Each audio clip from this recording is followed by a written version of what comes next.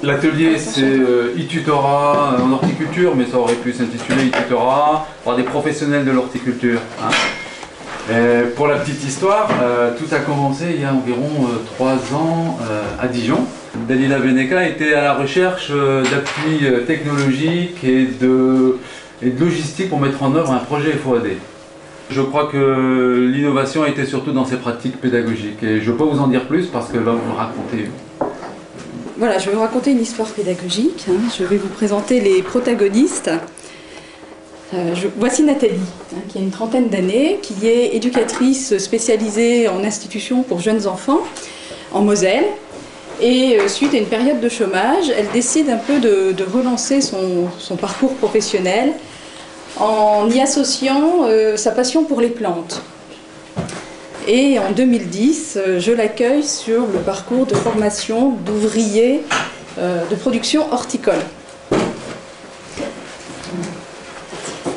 Voici Régis, qui est un professionnel connu et reconnu à Dijon. Il est chef de culture donc à la mairie de Dijon. Il gère 500 000 plantes, ce qui n'est pas rien. Il dirige une équipe d'une douzaine de salariés. Et puis, il a l'habitude aussi de recevoir des stagiaires de façon traditionnelle dans son service horticole. Il intervient très régulièrement comme membre du jury sur nos sessions de certification. Donc nous collaborons comme ça depuis quelques années. Et en 2010, je décide de lui proposer une expérience assez inédite, à savoir être un coach pour mes stagiaires. Pour ma part, je vais donc accueillir Nathalie. Je vais donc devoir répondre à ses besoins de formation, mais je vais également accueillir Sylvie et 12 autres personnes qui vont venir constituer le groupe de stagiaires. Donc Nathalie va suivre sa formation à partir d'une plateforme pédagogique, à savoir une quinzaine d'heures par semaine, depuis son domicile entre autres, puisqu'elle l'a choisi. Et pour se former, elle va pouvoir accéder à des ressources en ligne, donc des vidéos, des PowerPoint, des QCM aussi. Elle va pouvoir s'auto-évaluer quand elle le souhaitera.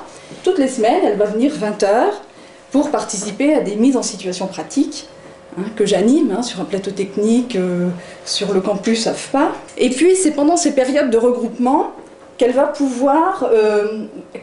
faire des visites en entreprise. Du côté de Régis, je vais le rencontrer sur son site de production. On va organiser une visite d'entreprise avec une étude de cas. Donc il va accueillir les stagiaires et pendant 2 heures, il va leur expliquer ce que sont les compétences particulières de son métier. Il va partager son expérience professionnelle, son expérience de terrain. Il va leur donner des pistes de recherche. Il va leur donner même des tuyaux techniques pour qu'ils puissent avancer dans leur travail de synthèse de façon, on va dire, très concrète et très opérationnelle. Voilà, dans un contexte, j'allais dire, classique, Régis n'aurait jamais fait la connaissance de Nathalie au cours de la formation. Il n'aurait jamais connu le projet de Nathalie qui est de devenir éducatrice technique en horticulture dans des institutions. Donc il s'est produit un certain nombre de choses au cours de cette formation et Régis en a été le premier surpris. Il a été étonné de l'investissement des stagiaires en cours de formation, de leurs demandes. Lui-même s'est rendu compte qu'il pouvait également agir sur les apprentissages des stagiaires, donc ça lui a donné un rôle un peu plus élargi que son simple rôle de tuteur accueillant des stagiaires sur son site de production.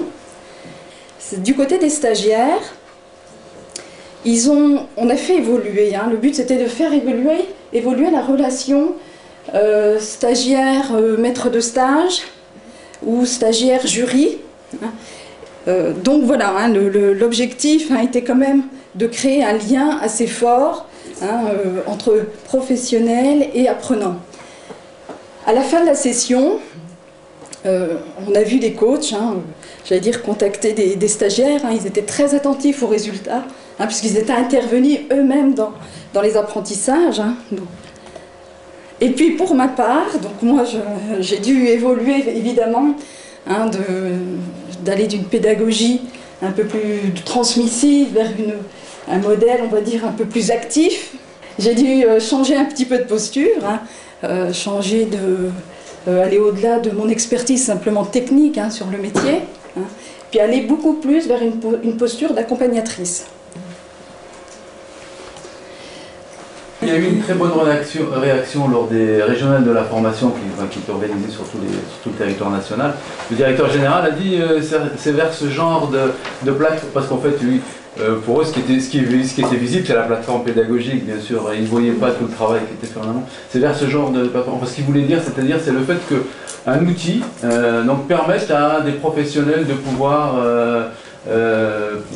intervenir dans le processus de formation. Donc, du coup, c'est une ouverture vers les professionnels. Sûrement que là, il y a des nouvelles pistes à explorer. Je pense qu'il y a eu une très bonne réaction. Le rôle du formateur, comment il reste vis-à-vis de... Donc, tu as dit qu'il changeait, effectivement, mais là, finalement, par rapport à la situation d'avant, oui. Qu'est-ce qui change dans mes activités? Oui, c'est... Ah, comment dire, je pense qu'avant, je canalisais un certain nombre de choses, j'allais dire qu'elles étaient un petit peu figées, malgré tout. Hein. Aujourd'hui, il faut que ce soit très flexible. Hein, non, mais faut que parce que je pense, j'ai 35 heures par semaine, hein, les stagiaires, hein, sur de la pédagogie, hein, alors soit à distance, soit en présentiel.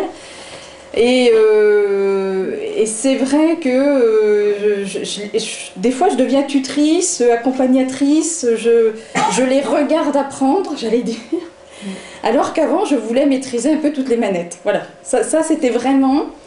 Et puis, j'allais dire, on m'avait un peu appris le métier comme ça, hein, de formatrice comme ça, hein, c'est-à-dire... passer du face-à-face au côte-à-côte. Oui, voilà. Hein, donc c'est vrai, oui, d'être plus dans la coopération, la collaboration. Hein.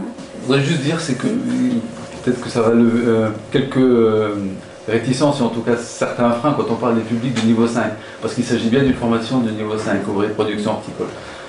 N'ont rencontré aucune barrière à l'usage de l'outil numérique. Et même des professionnels qui en sont éloignés, parce qu'on voit Régis, comment il tape au clavier, on dit celui-là, il a une bougie à côté de lui. Quoi, oui, mais ils aiment leur métier. Et je pense que, voilà, c'est des gens qui aiment leur métier, qui aiment... Enfin, je parle de Régis, mais je pourrais parler de Tristan, un autre expert. Ce sont des gens qui ont le souci de transmettre leur métier et ils dépasseront des barrières. Hein, donc, et ça, je pense que c'est la force de la passion qui les a amenés à accepter, de se connecter, de se dire, bon, bah, s'il faut le faire, on va le faire. Et puis, on avait déjà une histoire avant, hein, on travaillait avec eux depuis quand même quelques années. Hein, donc, je pense qu'ils nous faisaient confiance. Hein, il y avait...